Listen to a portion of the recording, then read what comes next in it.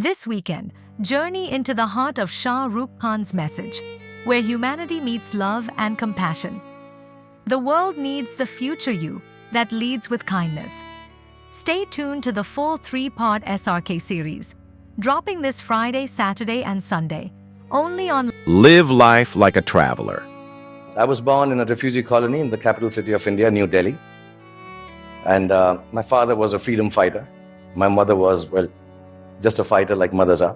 And much like the original Homo sapiens, we struggled to survive. When I was in my early 20s, I lost both my parents. Then in my late 20s, I shifted to the sprawling metropolis of Mumbai. And the framework of life was very, very simple then, to be honest. I thought, you just ate what you got and did whatever you were told to do. And generally, by the time I was 40, I was really, really flying.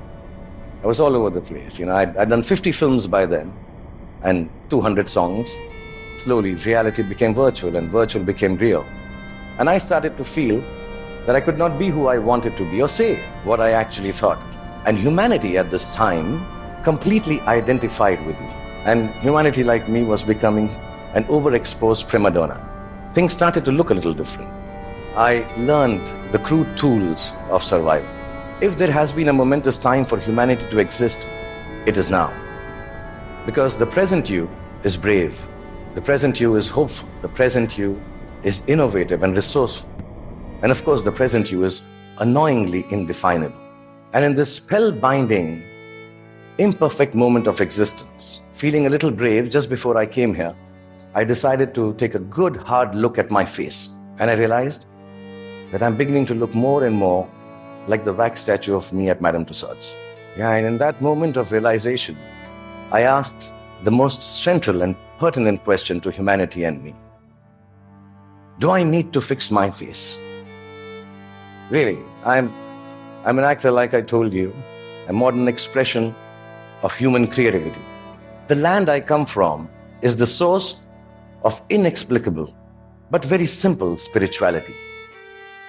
In its immense generosity, India decided somehow that I, the Muslim son of a broke freedom fighter who accidentally ventured into the business of selling dreams, should become its king of romance, the Badshah of Bollywood, the greatest lover the country has ever seen. With this face, which has alternately been described as ugly, unconventional, and strangely not chocolatey enough. The people of this ancient land embraced me in their limitless love. And I've learned from these people that neither power nor poverty can make your life more magical or less torturous. I've learned from the people of my country that the dignity of a life, a human being, a culture, a religion, a country, actually resides in its ability for grace and compassion.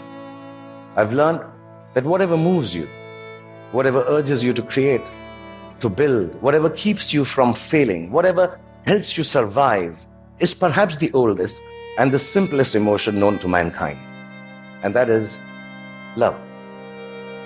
A mystic poet from my land famously wrote, Pothi padi padi jug bhaya, pandit bhaya na koi. Pothi padi padi jug bhaya na pandit koi. Dhai aakhar prem ke, pade so pandit hoy.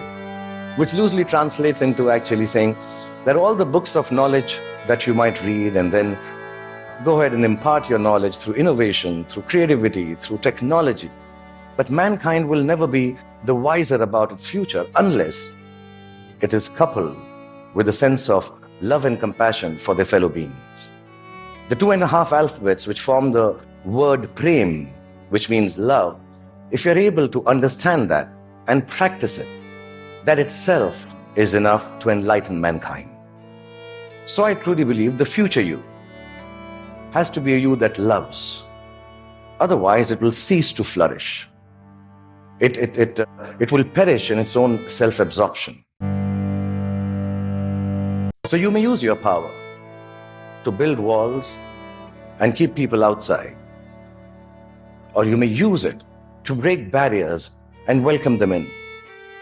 You may use your faith to make people afraid and terrify them into submission. Or you can use it to give courage to people so they rise to the greatest heights of enlightenment. You can use your energy to build nuclear bombs and spread the darkness of destruction, or you can use it to spread the joy of light to millions.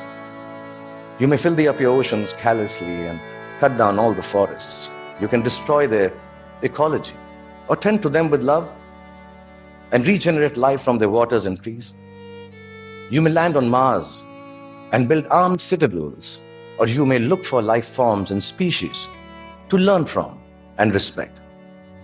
And you can use all the monies that we all have earned to wage futile wars and give guns in the hands of little children to kill each other with, or you can use it to make more food to fill their stomachs with.